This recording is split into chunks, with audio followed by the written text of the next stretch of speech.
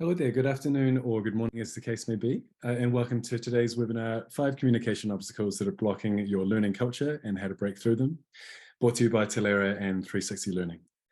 We're going to get underway in just a moment, but just if you're arriving with us, if you want to go ahead and familiarize yourself with the Zoom functionalities, go ahead and take a look in the webinar chat and in the audience Q&A.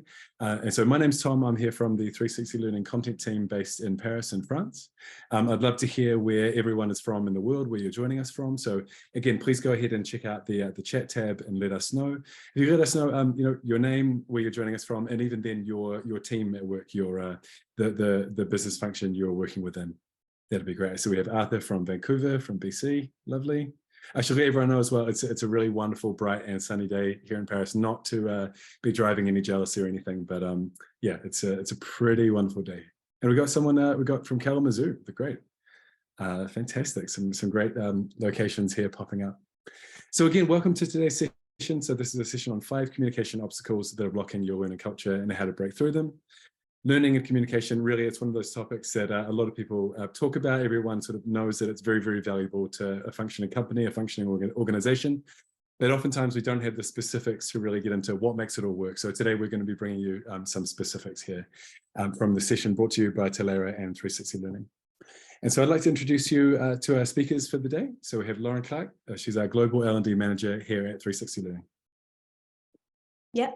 So hi, everybody. As Tom said, I'm Lauren, and I've been at 360 Learning for almost 2 years now. And since March, I am the Global Learning and Development Manager. I have a background in both talent acquisition and teaching public middle school reading and writing. And I'm from New York, lived there my whole life, but now I live in the Pocono Mountains in Pennsylvania. Fantastic. Thanks so much, Lauren. And we also have here Paula Pascal, our marketing content director at Talaera. So if you want to say a quick hello, Paula. Yeah, hi everyone. I'm very excited to collaborate with 360 and to speak with Lauren today here in Utah. And yeah, a little bit about me. I've been with Talaera for about 5 years. I started as a business English communication instructor, and now I'm the marketing content director. My background is in psychology, mostly in industrial psychology and human resources. And I'm passionate about anything related to behavioral science, communication, what makes us tick and how we learn. So I think that kind of like nicely ties back to the topic that we have today. Lovely, thanks so much. And it's great to see in the audience chat, we've got Canadians here, we've got people from Scotland, from Rio de Janeiro. Fantastic to see such a global audience joining us today. So before we get into it, just a little bit of housekeeping from me. So we will be having some time for audience Q&A at the end of the session. So please go ahead and submit any questions that you've got in the Q&A tab, and we can get to that at the end. I also just want to let you know, so it's going to be very much a conversational, very engaging session today. So go ahead and let us know your thoughts in the chat tab as well. And if you've got anything that jumps out at you from what we're saying that really chimes with you, please let us know, and we can sort of hold on that for a little while. And as well, we will have a replayable version of today's session, which will be sent on Thursday with some additional links and resources there. So go ahead and keep an eye on that. And yeah, also, if we mention anything, any resources, any papers, any blog articles that really pique your attention, please go ahead and let us know in the chat, or you can request that we follow up with those after today's session as well. Fantastic. And so without any further ado, I'll just give a quick overview of what we do at 360 Learning. So we are the pioneer in collaborative learning. And with our collaborative learning platform, we're working with over 1,700 clients around the world to really bring peer-driven learning to life.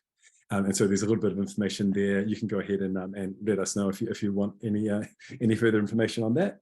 And yeah, I'll hand over to you to give a quick overview of Talaera. Thanks. So just very briefly about what we do. I think there's a lot of new faces in the audience for Talaera.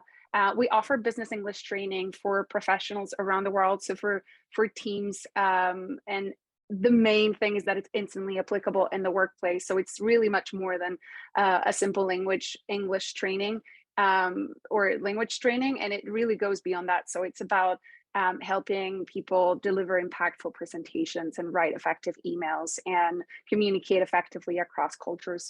And we do that by understanding the company in and out and offering flexible programs that go from one-on-one training to workshops, webinars, self-paced learning, and we just try to make it easy and adapt it to each organization. So if there's for example, tuition reimbursement or educational budgets that are being unused, we help organizations actually make the most of that. So that's just a little bit of a gist of who we are, but happy to share more if people are interested. Fantastic. Thank you so much. And so to kick us off, we've got a nice sort of broad question just to open things up. So yeah, Pal, I'll hand over back to you. Yeah, so we're talking about the blockers that are not allowing you to develop a learning culture. And I'll be super curious, and we want to make this super interactive in the chat. I love how people shared where you're zooming in from, but I would also love to read, what do you think is hindering your efforts to create a thriving learning culture? What do you think that is? Is it we hear Trevor, manager buy-in? Yeah, that's a big one. Time to focus on learning in a busy time, not enough time and not enough training team members.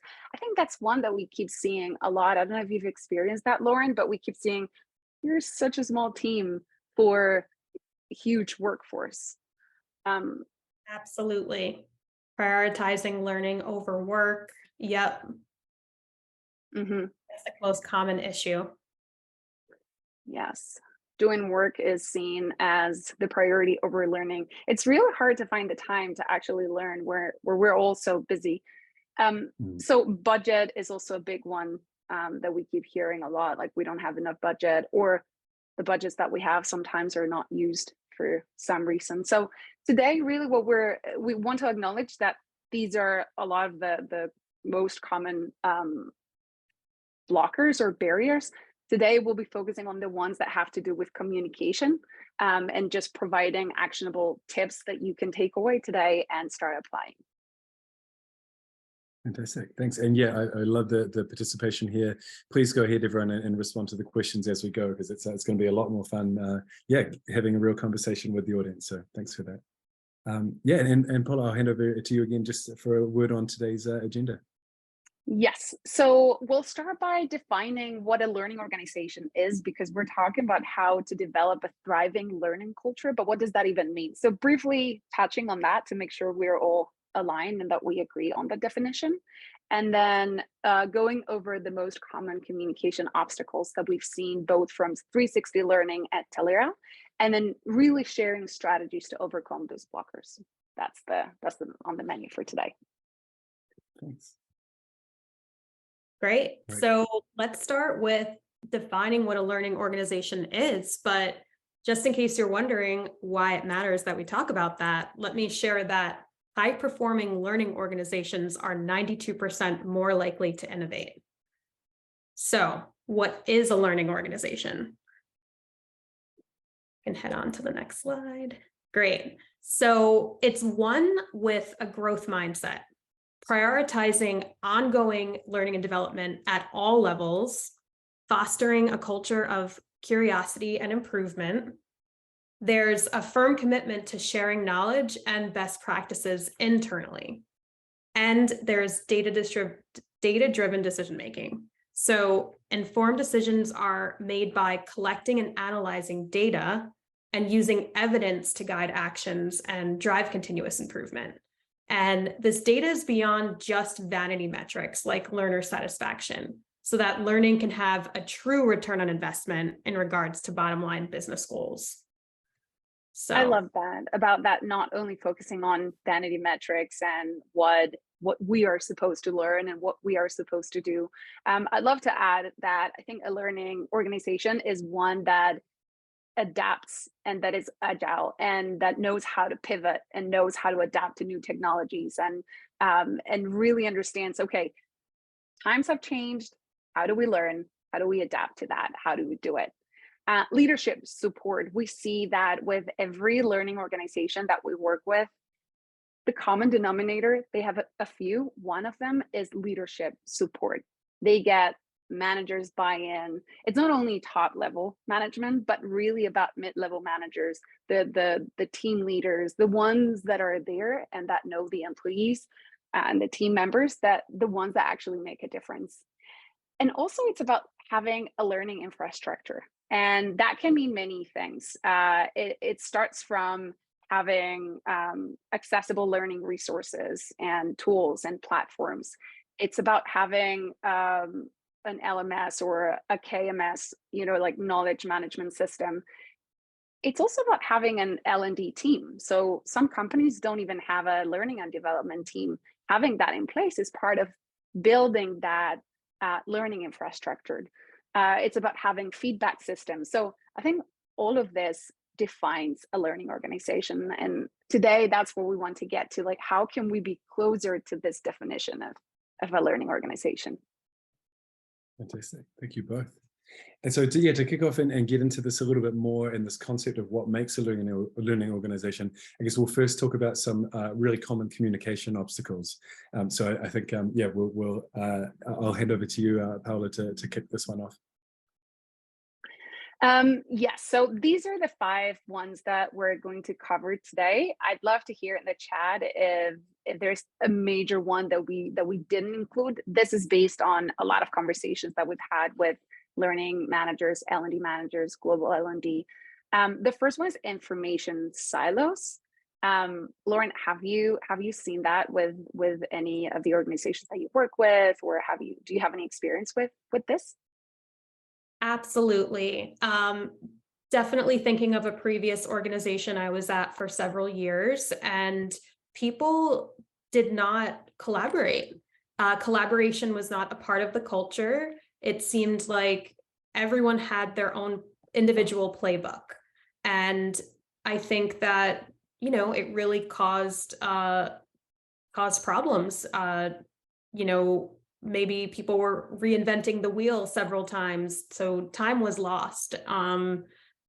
We didn't get the benefit of learning from one another and from all the experiences that we all brought. Yeah, what about you? Yeah, and I've seen, I'm so with you, and I keep seeing this more and more since everyone's kind of like working from home. We're isolated and we only communicate with a small team sometimes, depending on the context, but you're not at the office, right? You don't have those side conversations. You don't really, you have to make a point to actually share information and share knowledge. So that's definitely one of the barriers that we see that keep hindering a learning organization. Mm-hmm. Yeah. Yeah, and then also, I mean, one other thing that very much stems from that, and something that, Lauren, that we work with a lot of our clients at 360 Learning, is this whole idea of top-down learning and how to sort of reinvent that as well. So yeah, Lauren, I wonder if you'd like to speak on that topic a little bit more. Yeah, so I mean, top-down learning, it very much goes hand in hand with what Paola said about needing to have leadership bought into the idea of a learning organization. With top-down learning, we see, a lack of engagement in learning. We see learning that is not actually relevant to the needs of employees. There's just a lot of opportunity lost with top-down learning. So yeah.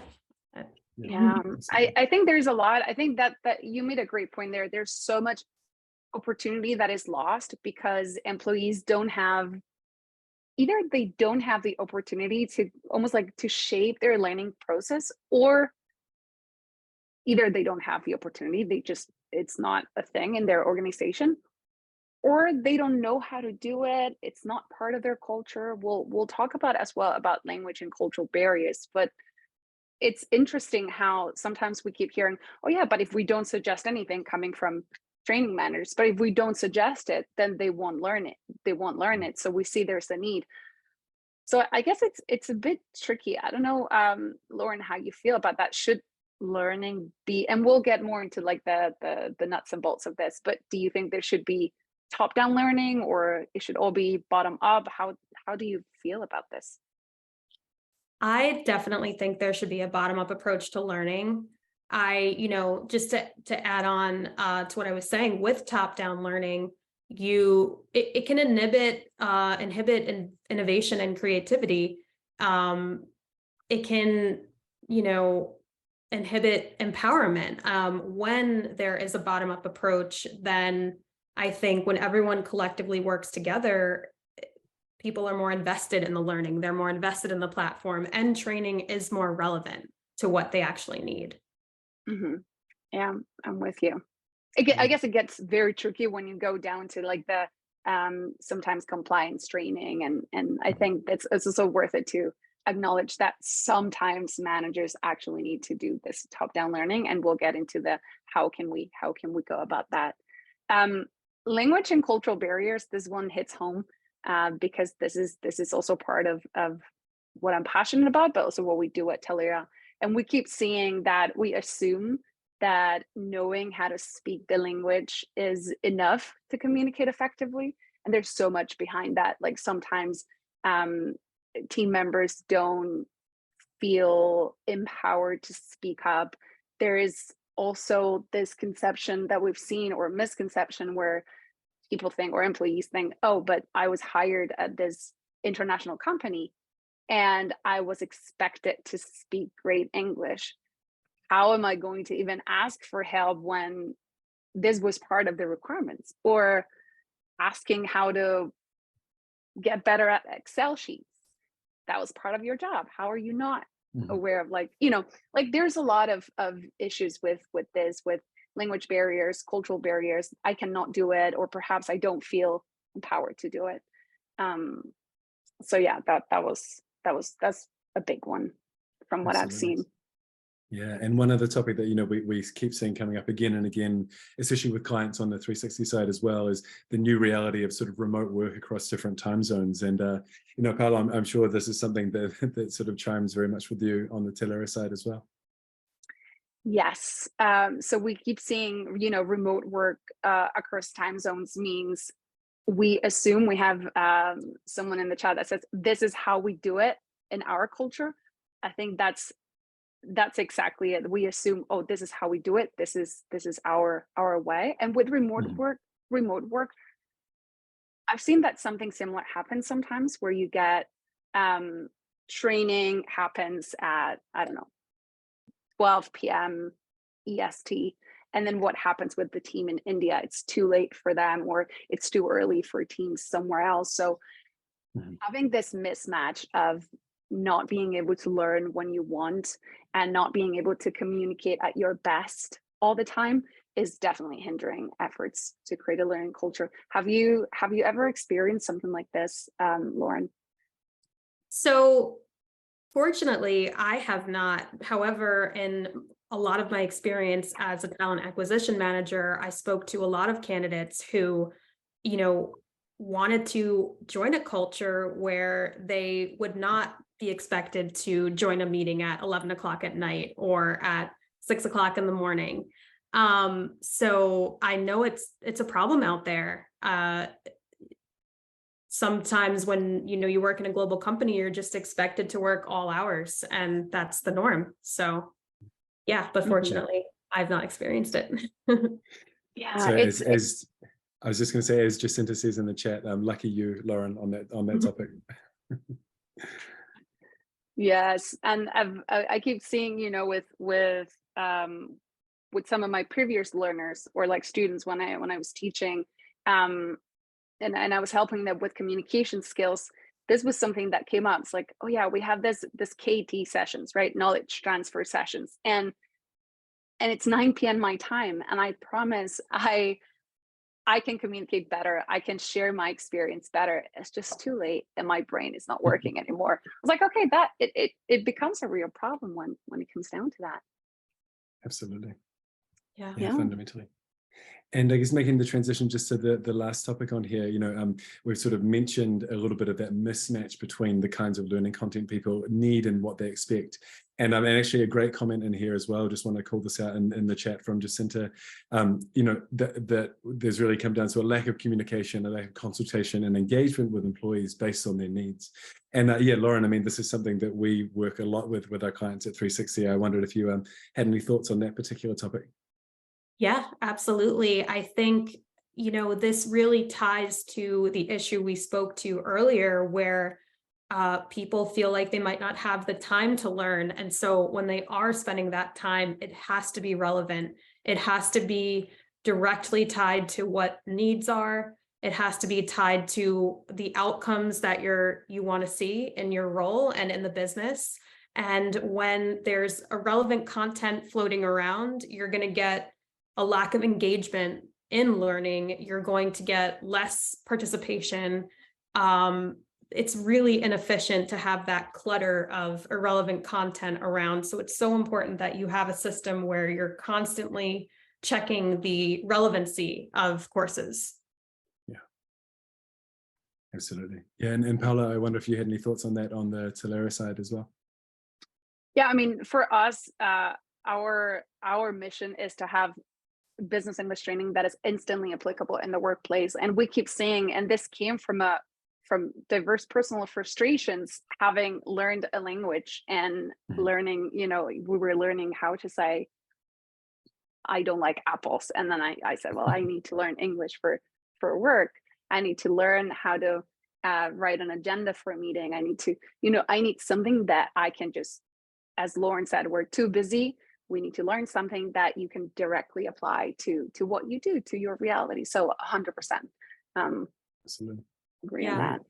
And just before we move on, I wanted to just address Jacinta's question. I think it's a great one.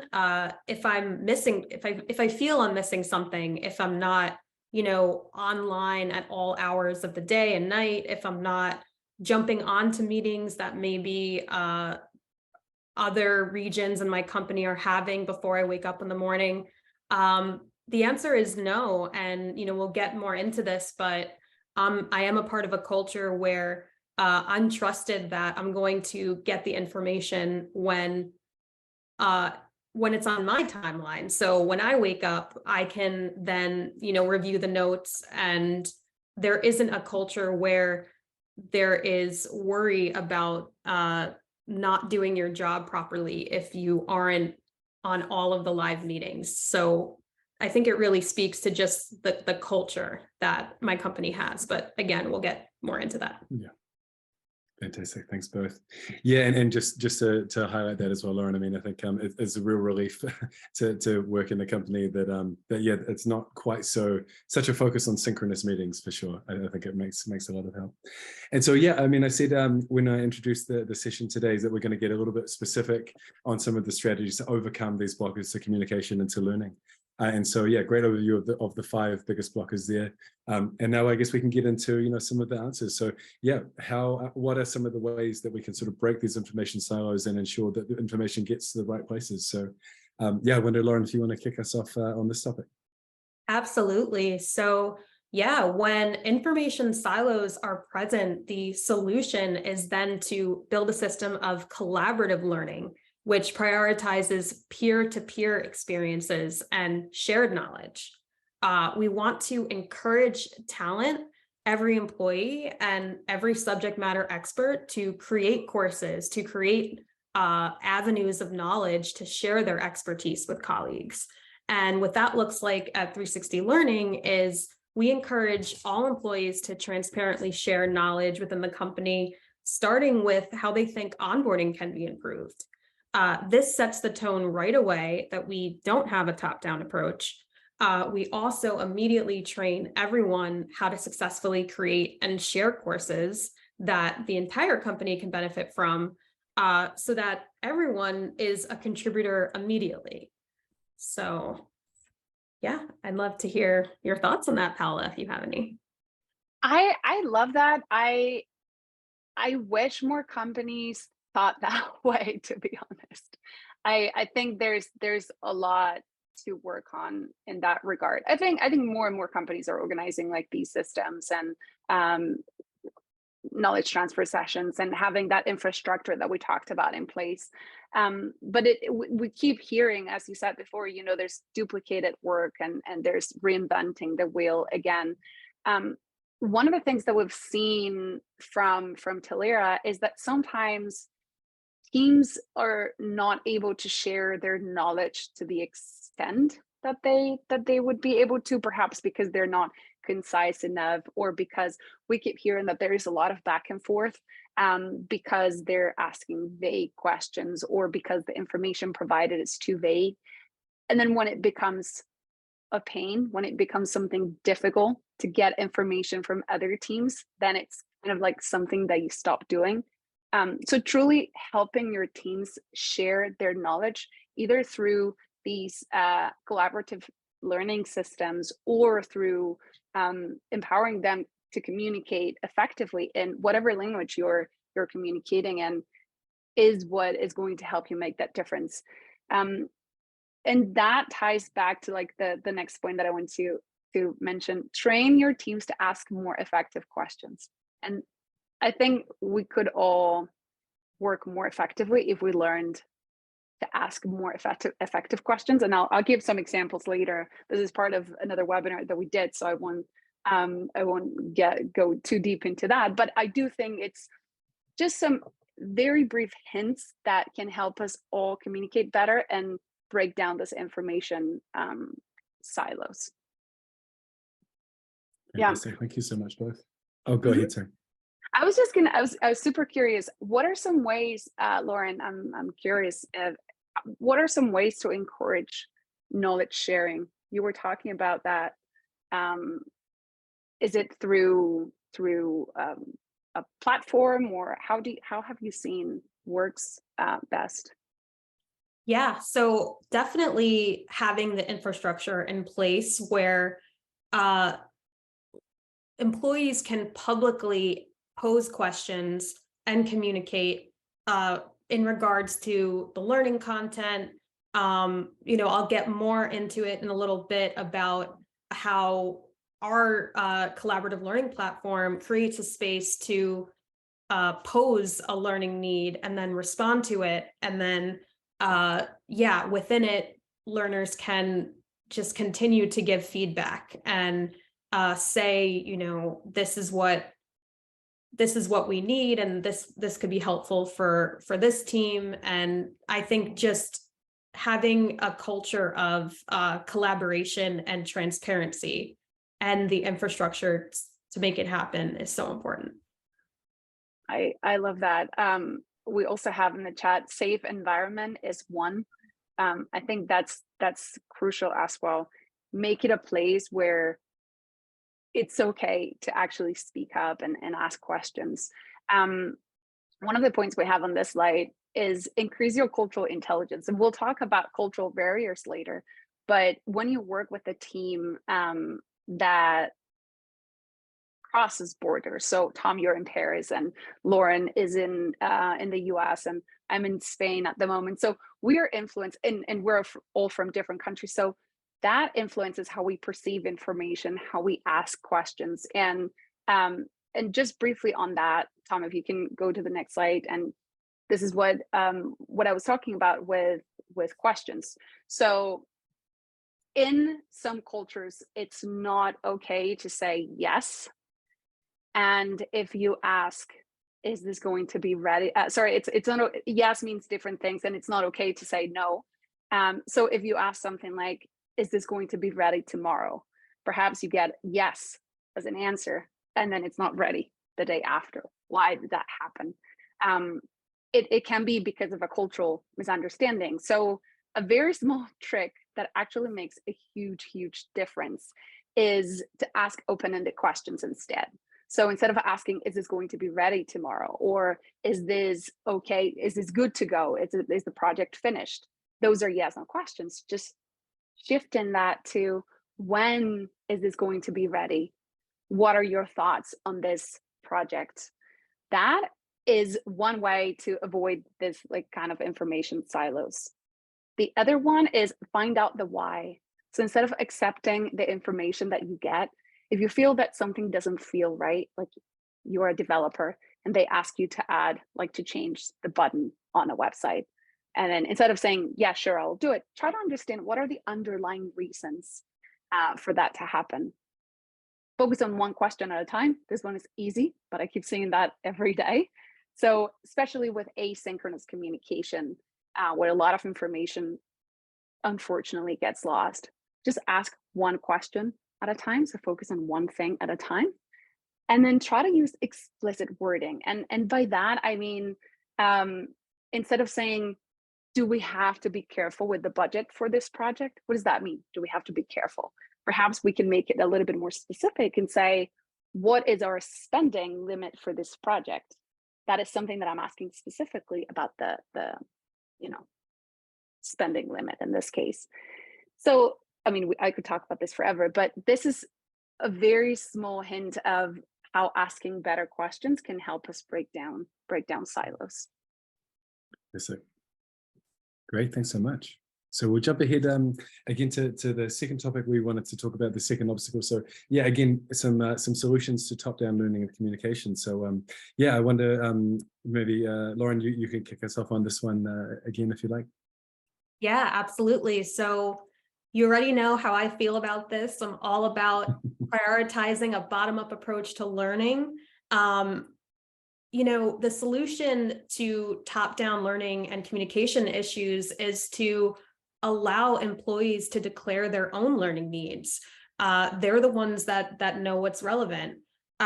This leads to relevant training, which of course is more engaging, which learners are of course more likely to apply what they've learned, which leads to higher productivity and performance. And, I was excited to talk about this because, a question sort of led to this earlier.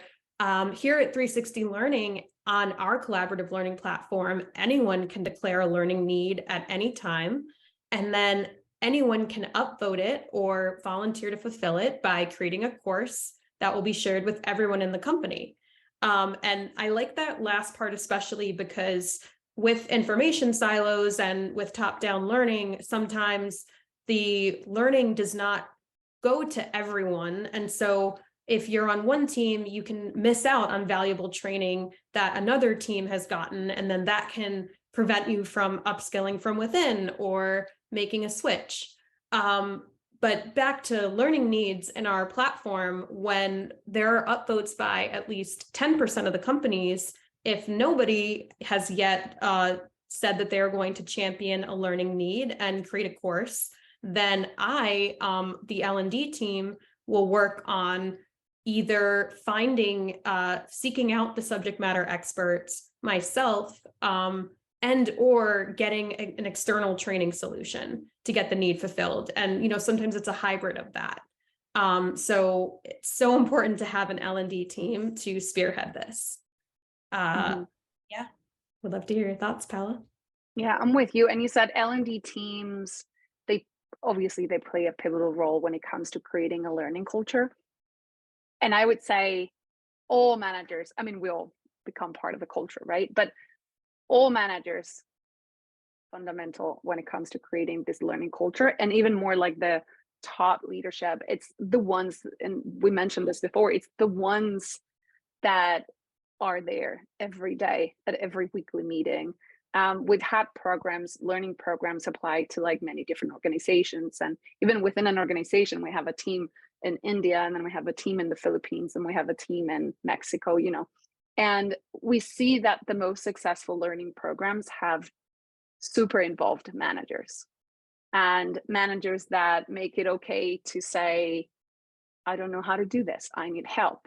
So creating that safe space of a culture where it's okay to be vulnerable, and where it's okay to say, I need to learn this, I don't know where to find the information, or I know, can you support me with this? And then having that, knowing that it won't get shut down immediately, knowing that you'll get some sort of help either through a collaborative learning platform like 360, or finding the resources. Sometimes we've also seen that having this portal with suggested training providers. So it's not so much about having this top-down learning approach, but it's more about having this highly curated pool of resources where we tell them, okay, these are resources that we trust. You don't have to use them, but if you were to use them, we've seen that they've been beneficial to other team members. I feel we need to keep reminding employees of development budgets, and sometimes because everyone's too busy and they forget that it's there. But we keep seeing how a lot of organizations offer this tuition reimbursement program and it's not used. They don't have time to use it. It's too complicated. They don't know where to find it. They feel bad for asking it. So in here, just having them keep reminding them of the development budgets or tuition reimbursement programs also makes a difference. For sure. Mm-hmm. Great, thanks both. And just wanted to call out, so we had a great comment here from Rebecca, just saying our problem is there either seems to be resistance to declaring needs, or the team aren't able to actually articulate what they need. So yeah, I think that really speaks to some of the ground that we just covered there in terms of how to create that environment of safety where, you know, learners do feel they can raise needs like that. So and fantastic. I think it's a super good point, that Rebecca, because we sometimes have great ideas of how we want to implement things, and we forget about the smaller things. So it's really about having a nice response. If I go to my manager and I ask for help, and then the answer that I get is, you should know this, then I'm never going to ask for anything again. So it's really the smaller things, like what are the responses that I'm getting from leadership, from other colleagues. Also seeing that it's worked in other teams may, make me feel more prone to actually asking, oh, I see it's worked really well. So also sharing, acknowledging that people are learning in other teams and sharing success stories, like making it more visible that learning is not just something that happens when I'm hiding and it's like, oh, I need to figure this out and I'm just going to look it up and I'm going to have this training and I'm going to pretend I knew it all the way, making it a good thing in the organizations. Like we all learn, having a Slack channel saying, we have one that's called Keep on Learning, where we share what we've learned and, resources that we like. So making it part of the culture. Okay. Yeah, and just to quickly add there to Rebecca's point about employees might not be able to articulate what they actually need. That's a good one. And I think, having that culture of learning where learning is cool and upskilling is expected and happens all the time and is celebrated is so important. But also at 360 Learning, we do have quarterly performance reviews where we ask, what's a growth area? And so everyone has to define a growth area, and a growth area is nothing to be ashamed of. It's what everyone has. Our C-level executives have growth areas. And if let's say nobody's declaring a learning need that should be one, me on the L&D team, that's part of my job, is to figure out by looking at the performance reviews, by looking at progress to company goals, what do we need? And then declaring it myself, rolling it out and collaborating with people to make sure that the learning is on target and that it's relevant. So yeah, I hope that helps. Absolutely. Thanks so much, both. And just as we move on to the next topic, I just wanted to give everyone a reminder. So please go ahead and submit the questions that you've got if anything pops up in the Q&A tab here in Zoom, and we'll get to them at the end of the session as well. And I think, yeah, this is just a little bit more information on what collaborative learning means in practice. And maybe Lauren, if you'd like to just say a few words on this side, would be great. Yeah, so it's definitely a fundamental shift in mindset. It's innovative, this way of thinking, to go from aggregated needs and standardized solutions from the top down to experts and learners shaping the agenda and content, from low engagement with generic external content to, of course, higher engagement with tailored content built by internal subject matter experts. Going from sluggish upskilling to fast, continuous upskilling, not just for getting that promotion within your role, but to moving up the ladder, becoming an executive and all of that. So yeah, it's a total shift, and one that is not at the expense, but actually accelerates your business goals. Absolutely. Fantastic. Yeah, and so we'll get into the third topic here. So Paula, I wonder if you'd like to just kick us off on some solutions to these language and cultural barriers we've been discussing as well. Absolutely. So language and cultural barriers, we talked about this before. I feel it's something that we're kind of aware of. A lot of people are, but kind of like we kind of like understand that we all communicate differently, but it's only when you start having communication breakdowns and people not understanding each other and projects failing through that you start realizing, okay, there's an issue here that we have to figure out. So the first one is actually identify that. So identify language and cultural barriers and act on it. And when you have non-native English employees in the team, obviously try to help them with English training, but then also make it part of the whole team. Like this is the responsibility of everyone here on the team.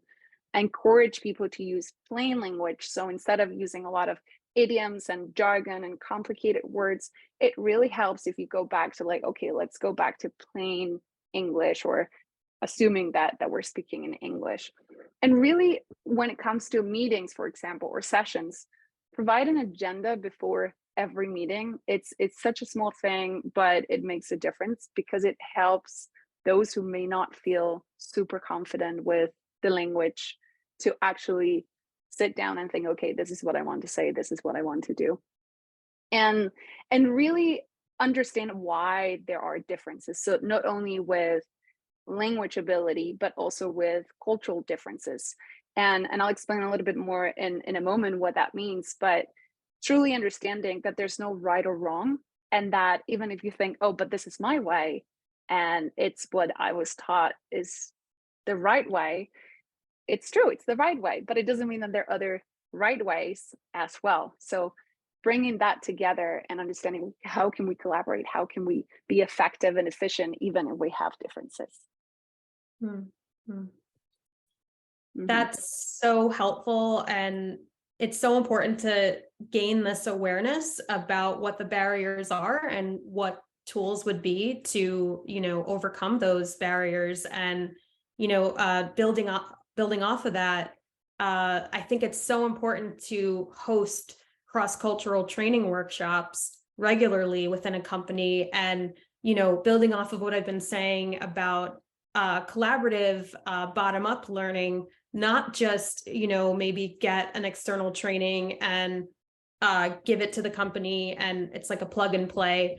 Let me tell you a story about what we did at 360 Learning. A learner declared a learning need for more cross-cultural training relevant to our particular company growth areas. So to fulfill the need, our head of L&D brought in the author of the culture map, Erin Meyer, to host a live cross-cultural training. Before that, we provided learners with her book to purchase using our L&D budget, and also an asynchronous course that would prepare them to be able to ask questions during the live session. So we didn't stop there. Following the workshop, additional asynchronous courses were created by the L&D team and subject matter experts to apply the knowledge from Erin and dive deeper into our particular growth areas so that we have tools to successfully collaborate globally within our teams. So I'd love to hear what you think of that, Paula. I love that. And we love Erin Meyer. She's fantastic. We have, let me actually share the link. We have a webinar on cross-cultural communication and how we can, this one specifically about direct and indirect cultures and how we can navigate that. So I just dropped the link in the chat if anyone wants to join next month. And a lot of it is based on, or part of it is based on what Erin Meyer says on the culture map. I think there's so much, it's a great place to start. So, and I love that your team didn't stop there and that they kept looking for new ways and different formats to help people, overcome those barriers. That's awesome. Absolutely. Cool. And so just to wrap up discussion on this topic, and we can jump ahead. Yes, there's a little bit more information on the creating that culture where people can speak up. So yeah, Paula, I wonder if you want to talk us through this. Yeah, so we'll go much deeper into this in the webinar that I mentioned, but it's about really understanding why is it true that there's no right or wrong? So for example, when it comes to communication, we talked about expecting our teams to speak up and creating this um, safe space and creating psychological safety. But then we go back to, can you expect your teams to speak up? Perhaps there is some sort of like cultural background that is preventing them from just saying, I need this. So we have collectivist cultures where group harmony is important. So they might be reluctant to seek individual training opportunities or speak up about their own developments. And we see this in China, Japan, India, Mexico. So you may not, if you expect them to speak up, it may be a little bit more difficult compared to other cultures like the Netherlands or Australia or the UK, where they tend to be more individualistic and it's okay to speak up. So it's easier for them to do it. Or we also see high and low context. So high context is much more about relying on nonverbal cues and actually adding a lot of context and background information to, a lot of reading between the lines to understand information. So they may be asking for training and we're just not reading the air compared to other low context cultures where everything is much more straightforward. Power distance is another one. There's some cultures like in Malaysia, Philippines, Saudi Arabia. Respect for authority is important. That is a good thing. It's considered a good thing. So I may not feel as empowered to just raise my hand and say, I need help with this. You have to be much more careful. So creating this culture where that is okay, where you can live with many different cultures and bringing them together is what's going to help you as well overcome those barriers that are blocking that learning organization. So that was a lot of information in the moment, and I know that we didn't go deep into that, but just being aware of these differences and how there are many right ways to do it is already a great step. Absolutely. Great, thanks so much.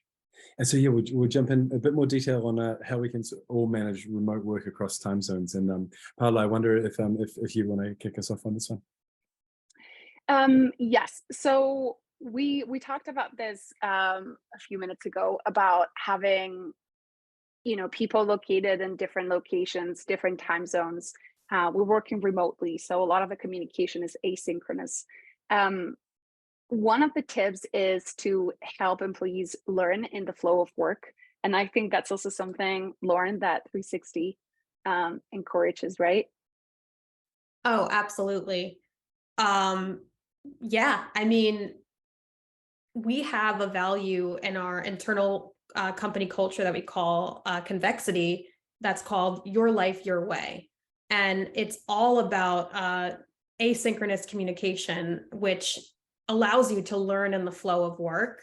And basically what your life, your way looks like is we really mostly communicate in a written way on Trello, a project management platform, or our own internal collaborative learning platform.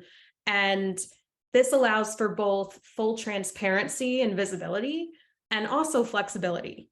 You don't need to be tied to your desk at all hours or even 9 to 5, to, constantly responding to pings and being in live meetings. We actually encourage what we call slow thinking, where we want you to take the time that you need to think about your response to a ping before you respond. So that might be a day or 2 days or 3 days. We trust that you're going to prioritize your work. If something is urgent, we trust that you'll respond right away, but we just don't think that a lot of live meetings and pings are efficient or effective. So yeah, I think it leads to, it accelerates our bottom line and it leads to more satisfied employees. I love that. I really, really like that. And becoming that also helps an organization build more independent employees, right? You're not so dependent on someone else. You know how to manage your time, you know how to manage your priorities. I think that's amazing. So the more you can communicate asynchronously, then the more agile you can become.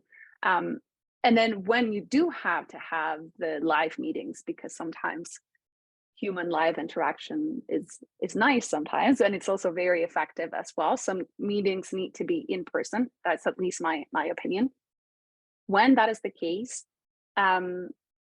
one way to leverage inclusion and diversity is to rotate company training or meeting time. So it's not only at prime time for EST, or it's not always prime time for Paris, but it's something that we rotate. And sometimes it's a little bit too early for me.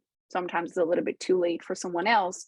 But at least we're giving everyone the opportunity to be at their best, at least every once in a while. Absolutely.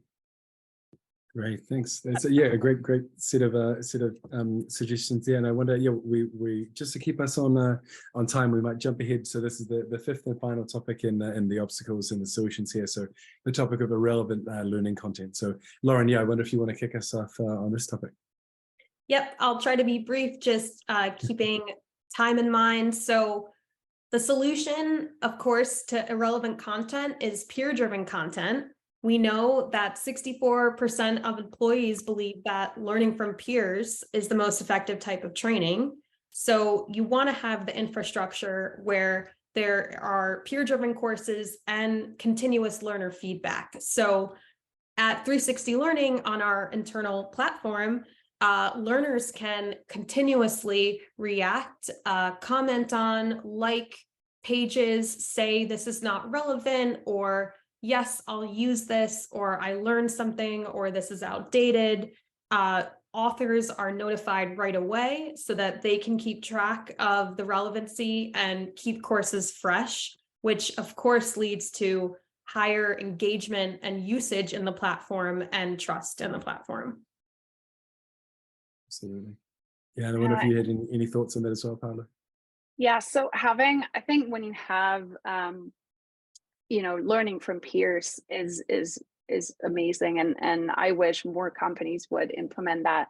And then when you have to bring someone from the outside, like brought Aaron Mayer, or when we host these webinars, or when we have the one-on-one training or self-study, having feedback systems in place is also what is going to help you understand. As you said, no peer feedback supports, but also having feedback loops in place where you have even like potentially vendors helping you embed those feedback loops within the training, within the flow of training. So it's not just, oh, a week ago I did this training I don't even remember about, but it's more about how can we all collaborate to just make sure that it's not just a formal question that I get in an email that I'm probably not going to open a week after I did this training on whatnot, but just making it part of the learning itself, having managers involved, checking, was this applied?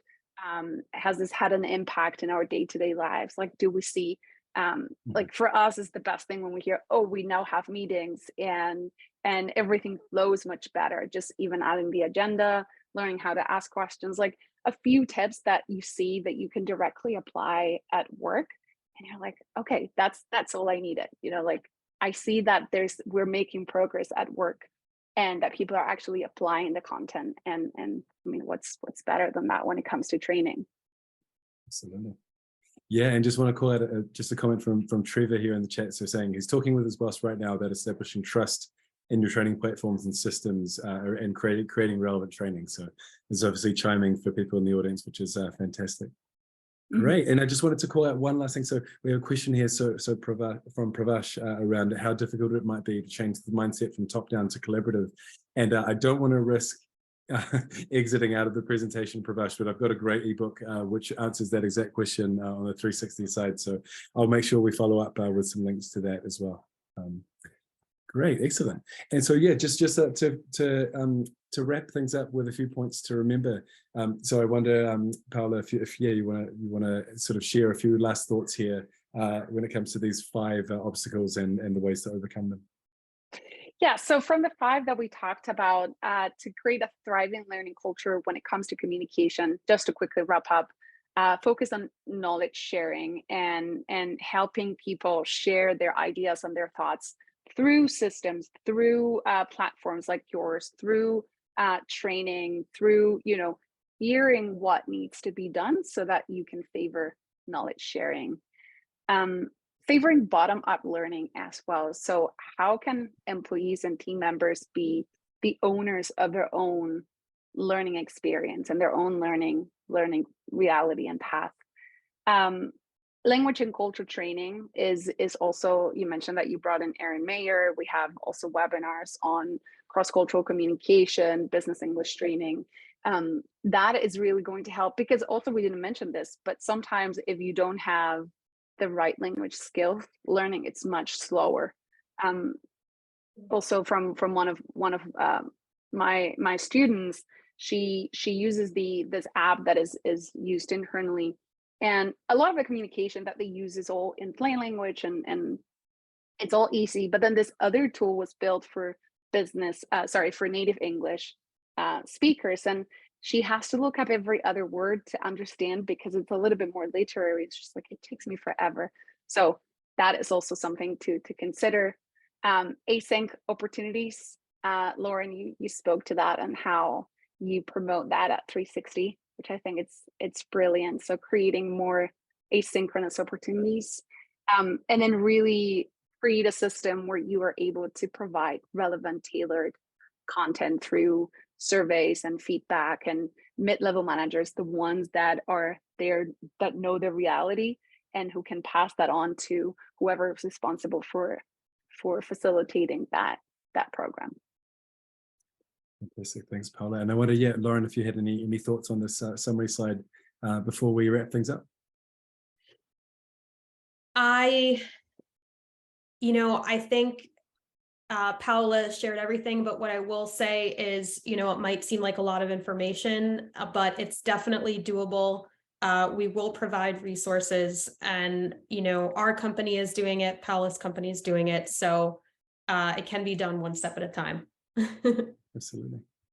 Very good Fantastic. point. And just on that theme, one step at a time, keeping on learning. And Paula, I wonder if you had any more thoughts just to cap things off. But yeah, I think it's been a great summary of everything we've talked about today. No, it's been fun. I love the engagement from the chat. It's been super fun to do it with you, Lauren, and Tom as well. I hope it's the first time of many. We'll be sharing also a lot of links as well. But I'd love for you to share more about the L&D Collective. I think it's such a great group.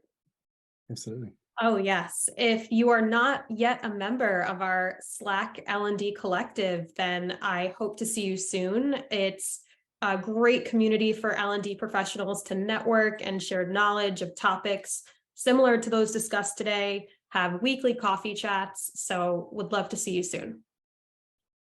Fantastic. Yeah, thanks so much, Lauren. And I can't emphasize that more. We're getting up on 3,000 members in the collective, so we'd love to see anyone who's joining us today there as well. It's a lot of great content. I'm part of that group, and I can only recommend it as well. So that's awesome. And yeah, with Talaera, if you're curious about how we can help your organization communicate more effectively with English training, English language training, communication, cross-cultural communication training, whether it's something very specific, like I have a specific team who needs to work on their email writing skills, or it's something for the whole organization where you really want to step up your L&D game and help your employees develop their communication skills, then we're more than happy to sit down with you, understand how it all works. No strings attached, just a chat, and we'll be happy to share a lot more. Excellent. Great, thank you so much. And so yeah, just to finish everything up, we've got literally one last final minute.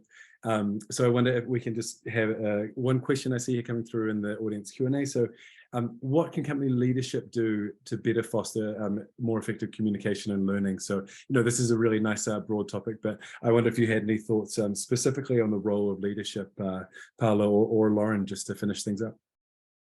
Yeah, it's crucial. I cannot highlight it enough.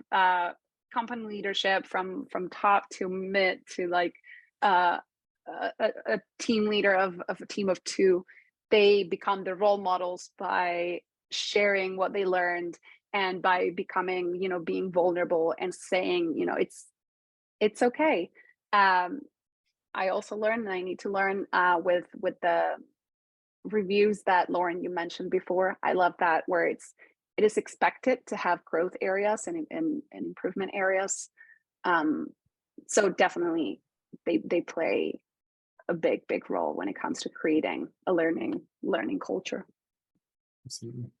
Yeah, and just to add on to that, leadership needs to help identify not just what the learning needs are and encouraging people to identify them themselves, but also identify the subject matter experts within the company who can share that knowledge. Everyone is a subject matter expert in one area or another. Absolutely, yeah. Fantastic. Well, thank you both. And yeah, what I'll do is I'll just stop sharing so everyone can see us. But I just want to say thanks again for everyone for joining today's session, brought to you by Talaera and 360Learning. And Jocelyn has really helpfully shared a link in the chat there to the L&D Collective. So please, anyone who would like to join us there and join our team of 3,000 in there, please go ahead and do that. And yeah, just want to finish up with a very kind and warm word of thanks for you both, Paola and Lauren, for sharing all of your insights today. It's been wonderful to chat. Thank you. My pleasure. Anytime. Thanks for attending.